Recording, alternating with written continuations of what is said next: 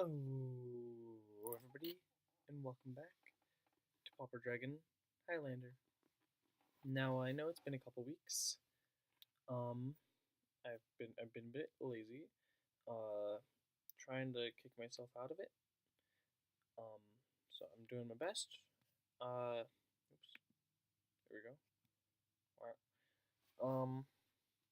I'm trying, guys. I know it seems like maybe I'm not doing like all I can to help this, but like I'm really split with time and physical and emotional effort. Like a lot of the problem, like I have time to do some things, but like I'm just split with so many different things that it's hard to put the effort into everything, you know. Um, but I'm trying. So, we're back for another time with Glissa, the Traitor. Glissa the Traitor is a Golgari creature that means black and green. And for 1 black and 2 green, you get a 3/3 zombie elf legendary creature with first strike and death touch. I'm going to say that again, with first strike and death touch. So for all of you that know how combat works and how this works, that's amazing. For if you don't, then I'm going to tell you. So effectively, when I'm having combat, I have my creature and they have their creature. Well, when my creature goes to attack, or even defend, either way, I will come in and I'm gonna go. Let's say I'm attacking. I'm gonna attack with my creature, right? Their creature says I'm gonna block it. Well, first strike damage always happens first. It's its own separate phase of combat as opposed to regular damage. So the first thing that happens is it says, all right, let's go to damage. First strike damage. I'm only being blocked by 1 creature, so I'm going to deal 3 damage with my Glissa, right? Well, because that 3 damage is death touch, that is lethal damage, because you only need 1 damage of lethal for death touch. So first strike, death touch, 1 damage, and it's dead. And then they don't even deal any damage to Glissa and kills it immediately. If he has 3 creatures and they all come in, block Glissa, they all die immediately. And any creature that Glissa blocks that they're going to attack with, also dead immediately. So that's pretty good. The second ability is the real amazing part of Glissa the Traitor. Whenever a creature an opponent controls is put into a graveyard from the battlefield, you may return target artifact card from your graveyard to your hand. This is what I base the deck around.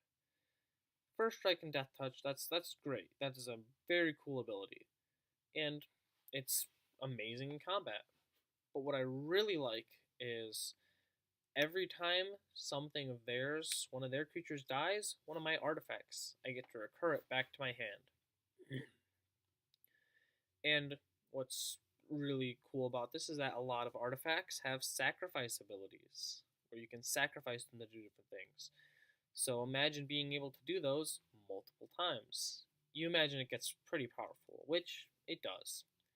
Let's just get right into the deck. So, first look, this is confusing. Very, very confusing. That's fair. Yes, I did make a bit. My custom categories are a bit confusing, but I'll try my best to break it down for you. We have Artisac, which are artifacts that you can sacrifice or are made to be killed. These are all just different ways to get rid of artifacts. A lot of the other cards in the deck also will fall under. A lot of those other ones will also fall under this Artisac category over here. Wait, hold up. I need to check something really quick. Over here. Yep, that's how it works. Sorry, I always forget which direction the camera is. If it's mirrored me or if it's reverse me. You know, it's reverse. So over there, Artisac category covers a majority of the other cards in the deck, or besides basic lands, about half. We have creatures, which are obvious. Draw, ramp. We have a lot of draw and ramp. mostly because a lot of our artifacts are draw and ramp. And then we have big boys, which are just really big creatures, a bunch of numbers. The numbers are important because every artifact has a number. And if you add these up, 1, 3, 6, 11, 19, 23, 28, 29, and 30. It's 30. So I might have, there is one extra in here, but all of the artifacts are covered within these numbers because those are our list of mana costs. But not just normal converted mana cost, because that doesn't quite cover it. We need to know the cost added together of both how much it costs to cast the artifact and how much it costs to sacrifice. So let's take a look at something like a Astrolabe. It costs 3, and when you can pay 1 and tap it to sacrifice. So it's labeled as a 4. Executioner's Capsule costs 1 black and 1 into black, which is 2 converted mana, to sacrifice it. Therefore, it is a 3. These are really important because knowing exactly how much mana it costs to use the effect of the artifact, especially since sacrificing an artifact can be done at instant speed, even if it has a tap ability and it just came out. There's no summoning sickness for non-creature artifacts, so those are really important.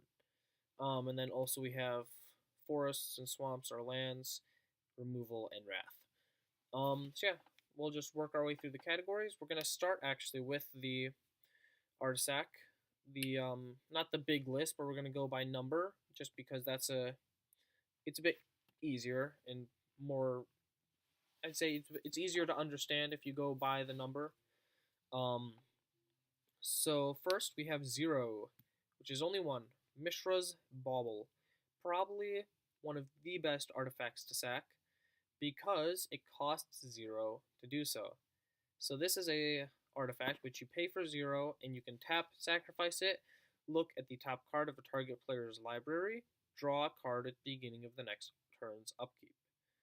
So a 0 cost spell which lets you look at the top card of somebody's library and then draw a card. 0 cost. So for free, you get to draw a card. That on its own is amazing. That's why it's probably the most important, or not necessarily the most important artifact to have, but one of the most broken things you could do with Glissa. If it's your turn and you can kill off a bunch of creatures, well, you stack all those triggers, you get out your Mishra's Bauble, kill another creature, draw another card, kill another creature, draw another card, because this is just free card draw. Doesn't matter how much mana you have, which is really good. On to 1, we have 3 of those. Ashnod's Transmogrant. For 1, you can mana cost is 1, and the sacrifice cost is 0. And what it does is you put a 1/1 counter on a target non-artifact creature. That creature becomes an artifact in addition to its other types. So normally what I'm going to be doing is I'm going to be putting that on Glissa herself, merely because it's just make her an artifact, make her a 4/4. She can now deal more damage, which incentivizes people to block her more, and you can get off more kills in the combat steps. Really the only reason to have that in there is just is to kill more things and be able to use the entire rest of the deck, or the rest of the deck. Camera stuff is confusing because I keep looking at my screen and I'm like, I'm looking at a computer screen. So my screen, I go like this, and it basically is me as if I were like going over the entire thing. So I'm like I'm waving over the cards. But for your perspective, that is not at all what happens, because obviously my hand does not exist in giant form over the entire screen. I'll get used to it eventually, or not. Conjurer's Bauble, another bauble. The baubles are pretty good. 1 cost artifact and sack cost of 0. Put up to 1 target card from your graveyard on bottom of your library. Draw a card. The cards you're putting from your graveyard onto the bottom of your library, never an artifact, because you're going to be getting those back with Glissa. Always just going to be a random other spell that you have, because, which is, I will say, this is a colored deck. Majority of the cards are artifacts, are colorless completely, which is kind of funny, because like most of the time artifacts are not near as good as other cards. But because we have the green ramp, we have a little bit of black removal, and then we have a whole lot of the artifacts to support it, it works really well. Next we have Renegade Map. 1 enters tapped, and tap and sacrifice. So this one is you have to wait a turn to actually use it. Search your library for a basic land card, reveal it, put it into your hand, then shuffle your library. So this is actually I considered card draw, not ramp, because you're not getting a land onto the battlefield, it's into your hand, but it's just something to make sure you're hitting your land drops. 2. Where are the 2s? Here we are. Barbed Sextant. 1 cost and 1 to sacrifice. And adds 1 mana to your mana pool. So technically you could consider this only a 1 cost. I consider it a 2. I still put these in 2 costs. I did not factor in the amount of mana added by sacrificing. There's only a couple that do so, but it's just kind of there. So you can consider this a 1-drop, and then it draws a card. Implement of Ferocity. 2, 1 cast, 1 green to sacrifice. Put a 1/1 counter on a target creature. So this is any creature. And when it's put into the graveyard from the battlefield, draw a card. Life Spark Spellbomb. 1 to cast, and you can either pay a green to sacrifice, and when you do that, you make a target land a 3/3 creature that's still a land until end of turn. Or you can pay 1 generic to sacrifice it and draw a card. Necrogen Spellbomb. You can either, it's a 1 cost, and you can either pay black to sacrifice it, make someone discard a card, or make yourself draw a card for a generic. Nihil Spellbomb. 1 cast. Sacrifice is actually a 0 cost, and you exile all cards from a target player's library. Obviously not your own, but somebody else who might have some kind of recursion of some sort. And the extra cost to make it a 2 is that when it's put into the graveyard, you can pay it a black and draw a card. Scrabbling Claws. 1 cost and 1 to sacrifice and draw a card. Scroll of Avacyn. 1 cost, 1 to sacrifice, draw a card. Shrine of Piercing Vision. 2 cost, 0 to sacrifice. And instead of directly drawing a card, you get to look at X cards in your library, where X is the number of upkeeps you've had the Shrine of Piercing Vision out, because each upkeep you add a charge counter on it. Also when you cast a blue spell, but we don't have blue spells in this deck, so it doesn't matter. So at the beginning of your upkeep, add a charge counter on it, and then you tap sacrifice it. For each charge counter, you look at the X cards of your library, and 1 of those into your hand, the rest on the bottom of your library. Next we have 3 costs. Executioner's Capsule. The single-handed best card in the entire deck. You'll see why very soon. For black, you get an artifact. So this is not a colorless artifact, this is a colored artifact. And for 1 and a black, tap and sacrifice Executioner's Capsule. Destroy target non-black creature. Okay. Sure, you kill a creature, but there's an important thing that you need to know. Sacrificing Executioner's Capsule is part of the cost, which for all of these effects they are, but it's part of the cost, not the effect. So you pay the cost. The effect happens in a different trigger. It's completely after you've already sacrificed it. It's in the graveyard. Now it destroys a creature, right?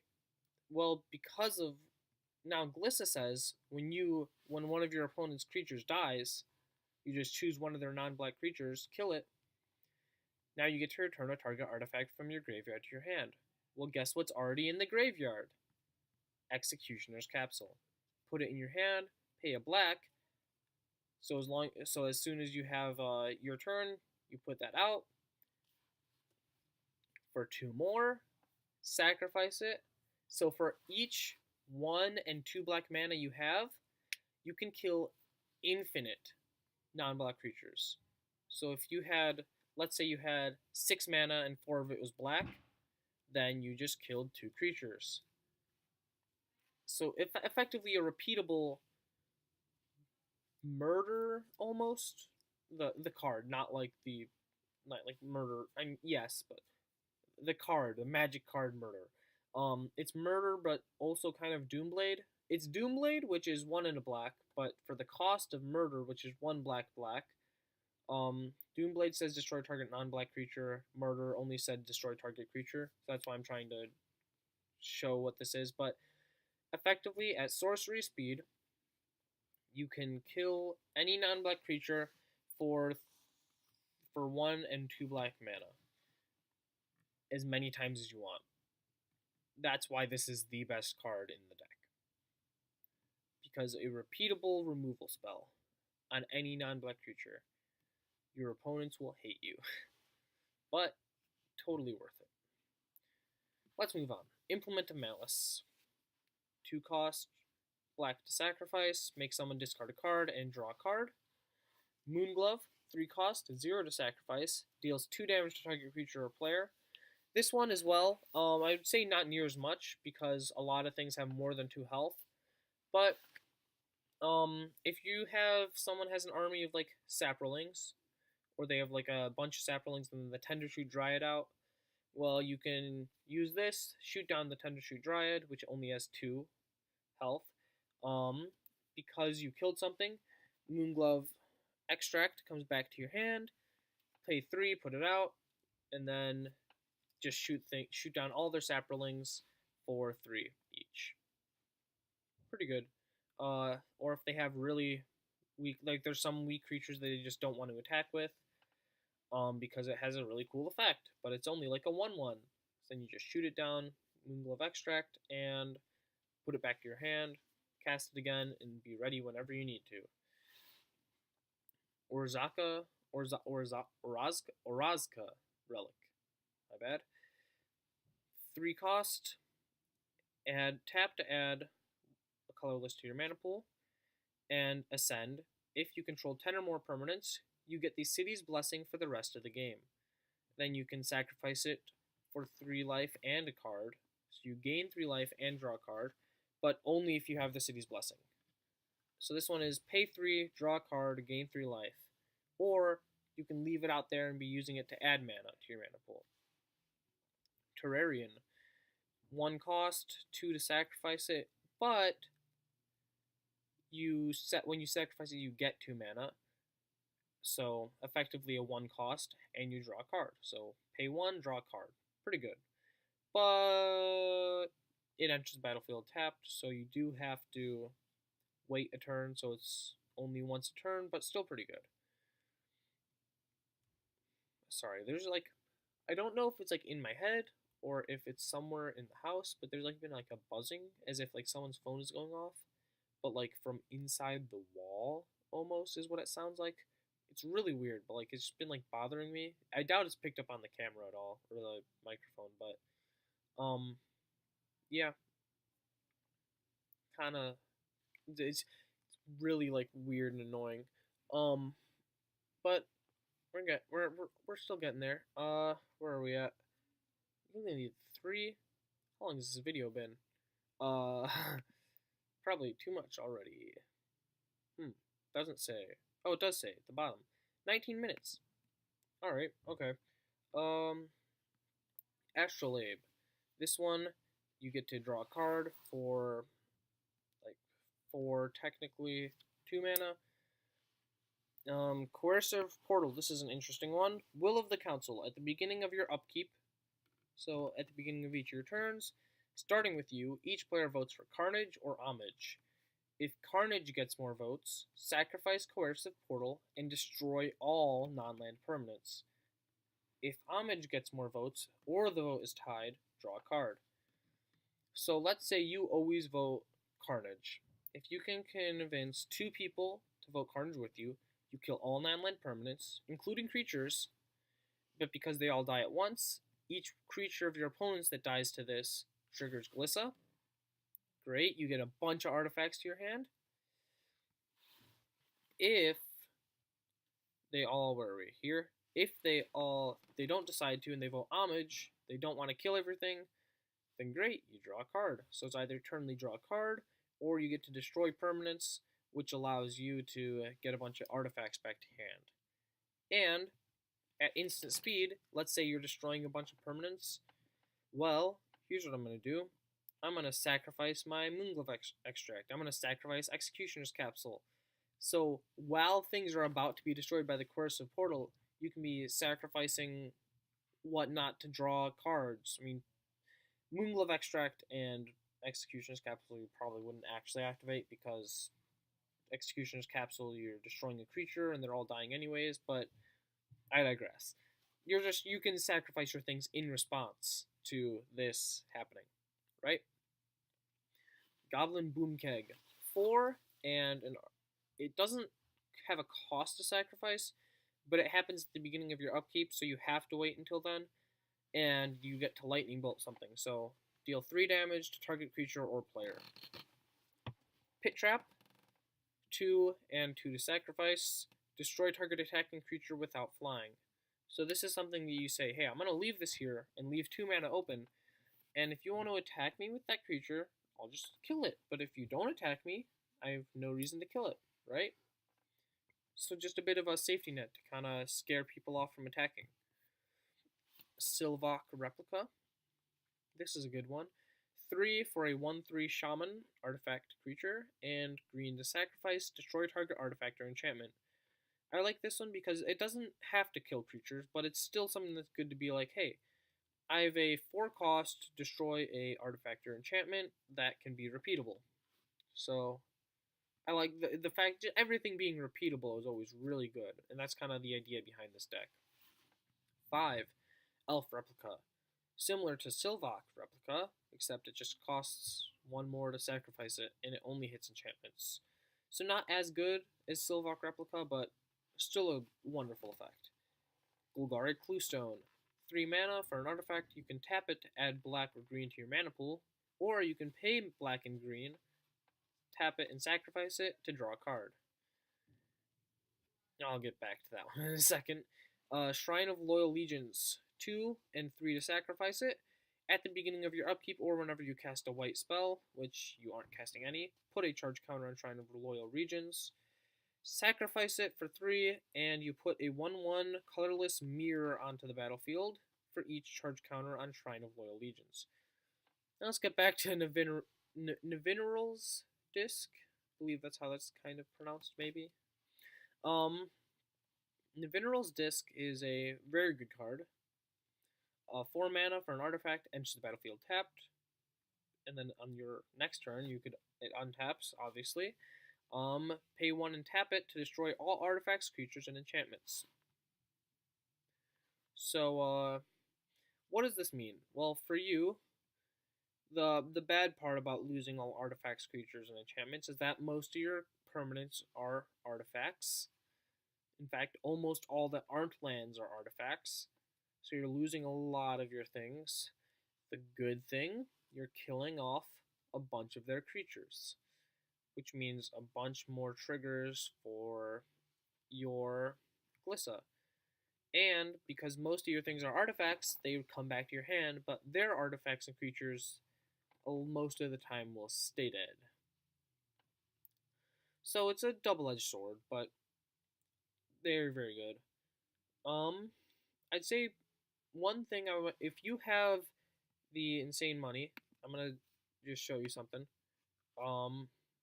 If you have an extra $20 that you feel like spending on this deck to make it infinitely better, there's a card called, what is it? Thran Forge, I believe is the one. Or, no. Hold up. I got this, don't worry about it. I'm not, I got it. Shoot, Iron,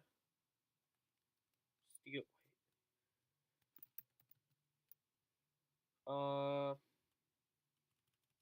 Darksteel. There we go. Darksteel Forge. That's the one. It was close. Darksteel Forge, $20 card, so quite expensive, but all your artifacts are indestructible, which is insanely powerful, especially if you have a Minerals Disc, because it destroys all artifacts, creatures, and enchantments, but because all your artifacts are indestructible, they don't get destroyed, and it's a one-sided board wipe. And even Navineral's Disc wouldn't get destroyed because it doesn't sacrifice itself, it just destroys everything.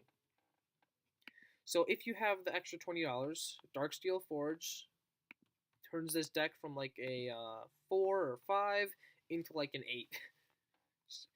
Just crank it up.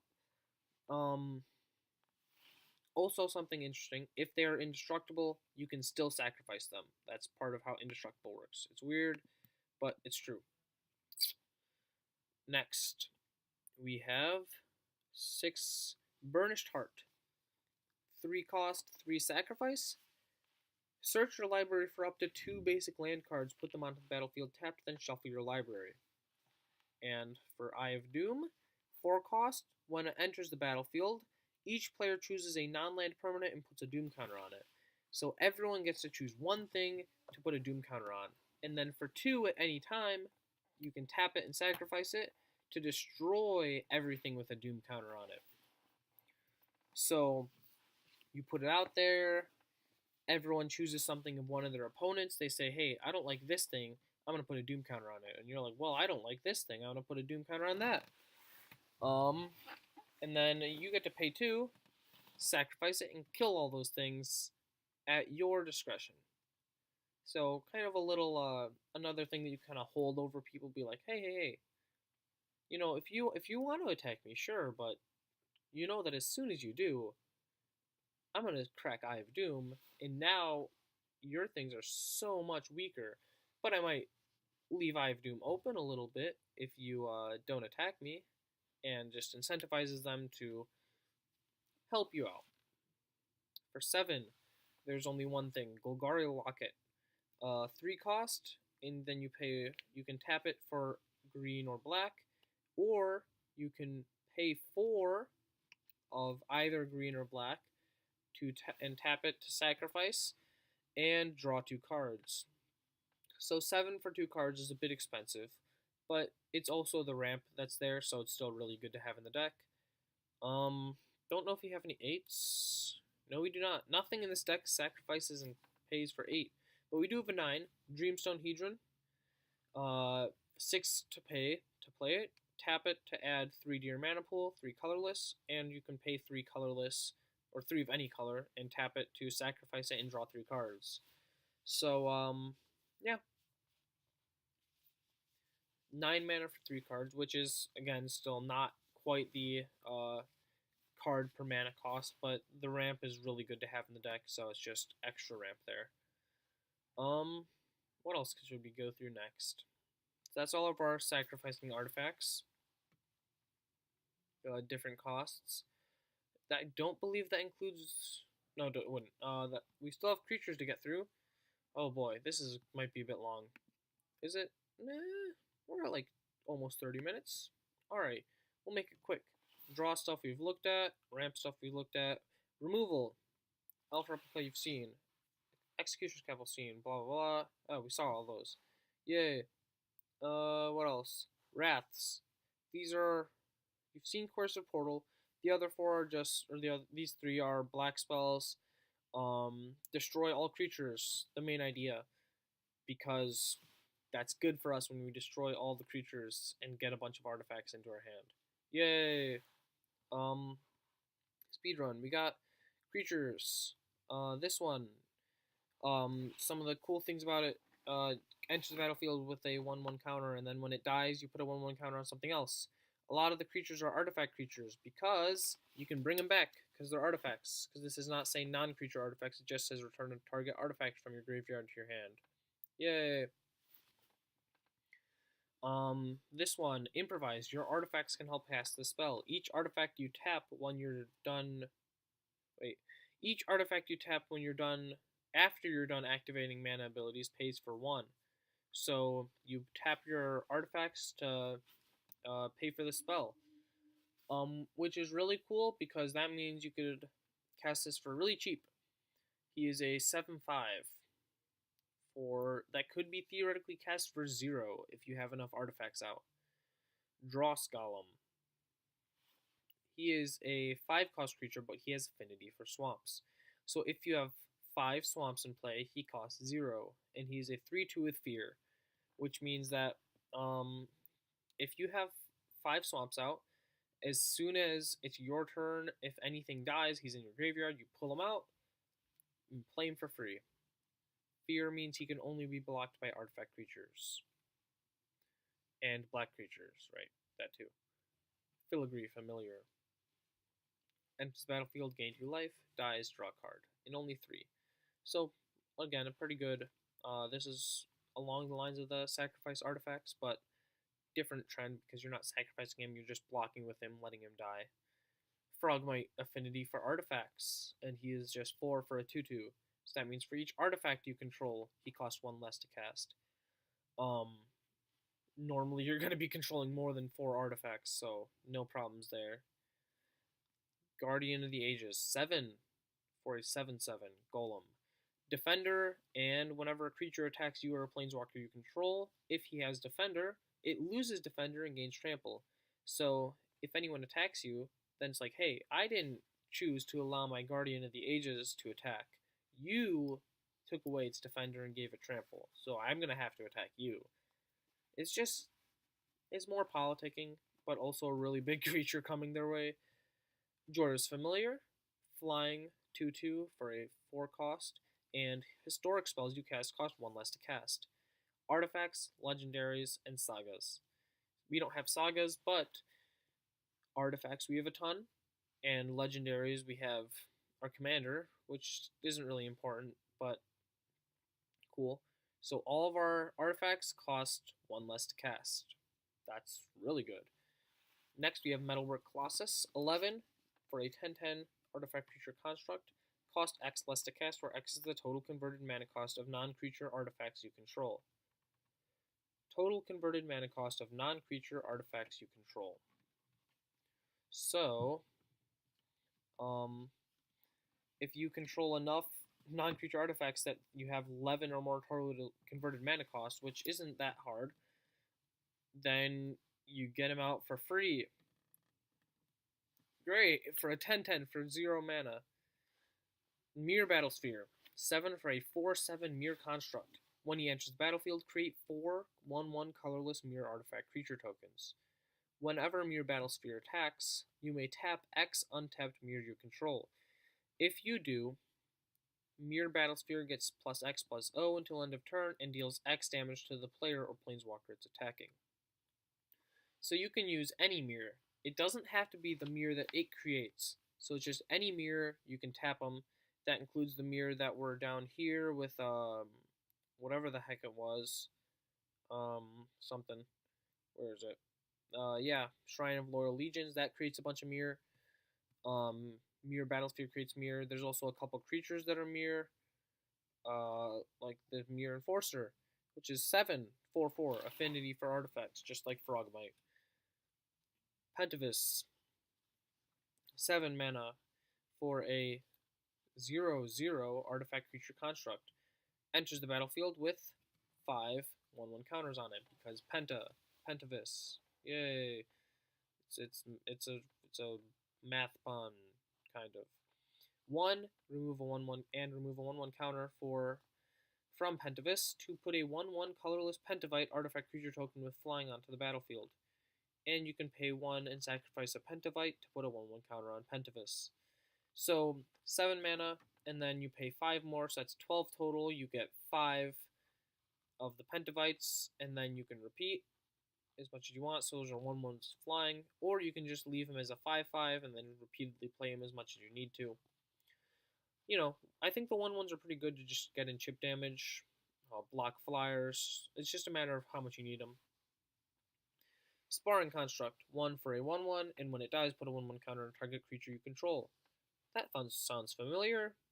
Huh, it's the exact same thing as Arcbound Worker, just with a different... It does the exact same thing, but just a little bit differently.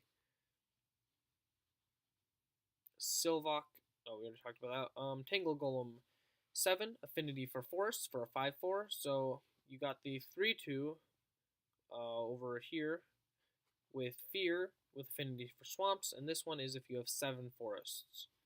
You could play it for free. And even if you don't have 7, maybe you have 4, you're still playing it for only 3 for a 5/4. That's repeatable, because every time you kill one of their creatures, let's say it trades with the creature, great.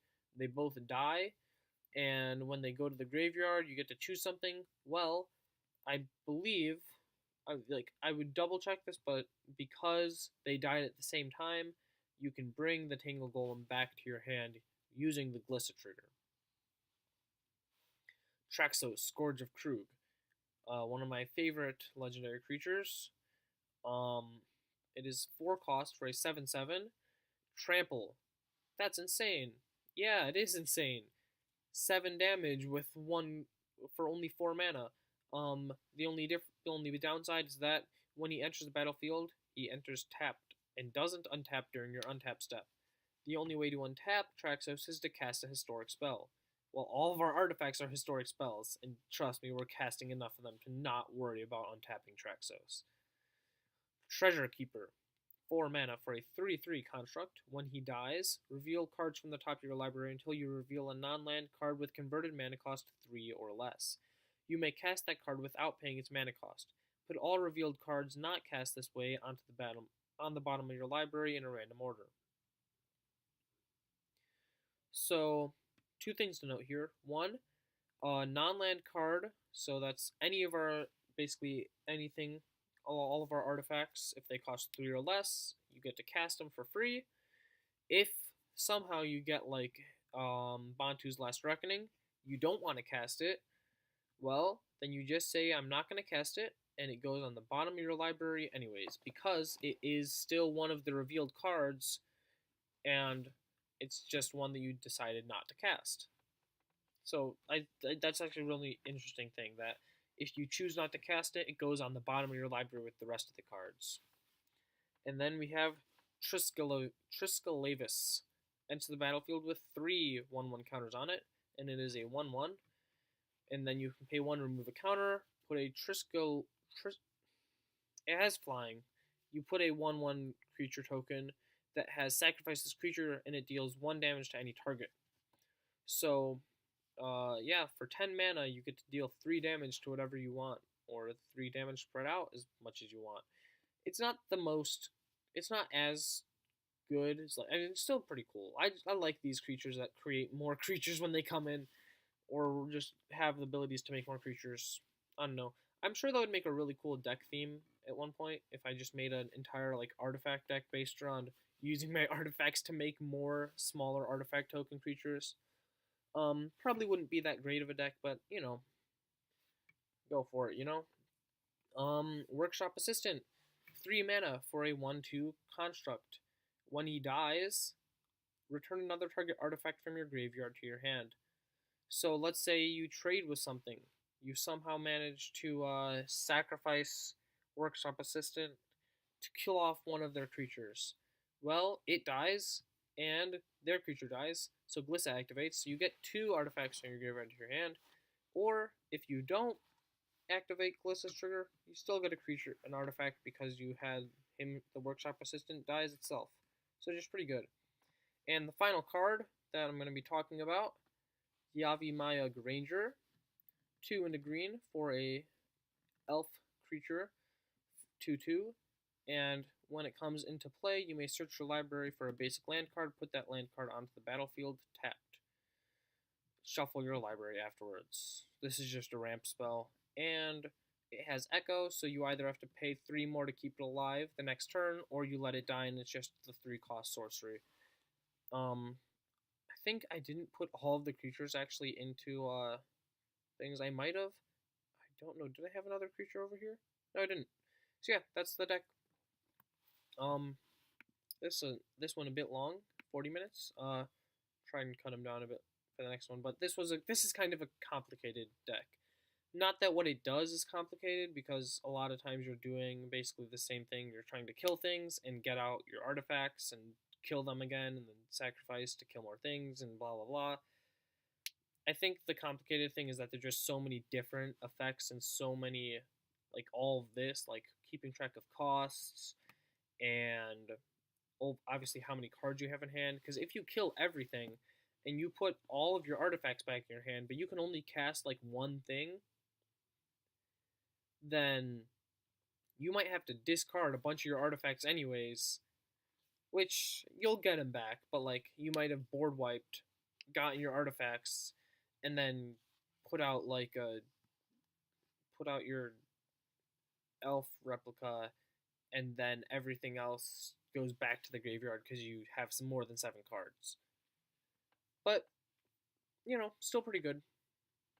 Final thing to talk about: the cost, $25.48, and of course, without the commander, she is not that expensive, so it goes down to slightly under $25. It is, drumroll, da da da da da da da da. I think this is ever gonna work right. $24.85. In one day my drumroll will work, and it'll be perfect timing and everything. The screen will load exactly when I want it to. But until that day, I'm your host of Pauper Dragon Highlander, Walrain. You can subscribe down in the comments below, and I will see you all next time. Bye.